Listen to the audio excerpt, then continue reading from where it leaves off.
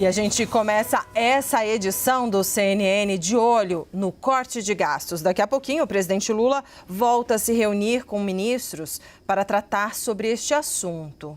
E a gente já traz aqui bastidores desse tema indigesto para o presidente Lula, mas necessário. É que Lula costuma dizer que precisa ser convencido sobre a necessidade de corte de gastos.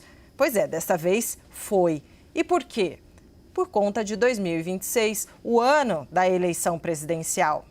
Lula ouviu do ministro da Fazenda, Fernando Haddad, e de outros atores da política econômica, inclusive que influenciam na política monetária e que não estão no governo. Pois bem, ouviu que se o governo não fizer um corte de gastos, contundente e de maneira rápida, o ano eleitoral pode ser catastrófico. Entre os argumentos estão: olha, presidente, se não cortar agora e rápido, o dólar vai estourar os R$6.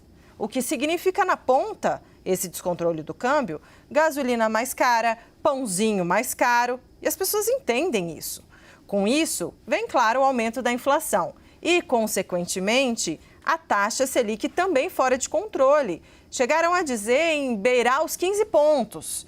Em um cenário desses, o governo fica estrangulado, não vai conseguir cumprir as promessas de campanha, como, por exemplo, isentar de imposto de renda os que ganham até R$5 mil.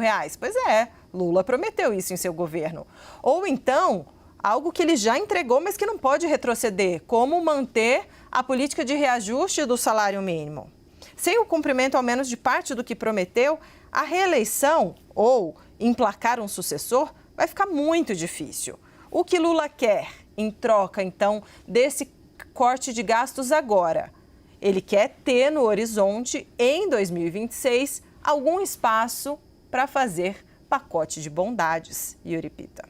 Pois é, Débora, é importante esse cenário que você traça ali de como o presidente foi convencido, justamente porque um dos pontos é chegar em 2026 com uma condição econômica favorável, mas não só favorável nos números, nos indicadores, perceptível para a opinião pública, ou seja, para os eleitores, para aqueles que vão às urnas, para que eles percebam que, se sentirem melhora na vida deles, esta melhora foi em função dessa adoção de uma série de medidas ao longo de todo o mandato. É nessa linha que foi muito desse convencimento.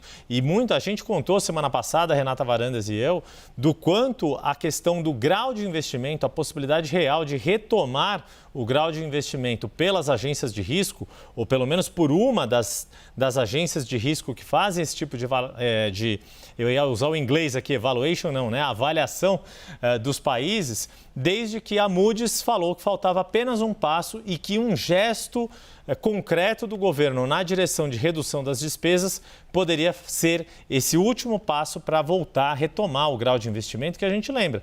Foi obtido no primeiro mandato de Lula e durante o segundo mandato, até a crise dos subprimes ali de 2008, a grande crise financeira de 2008.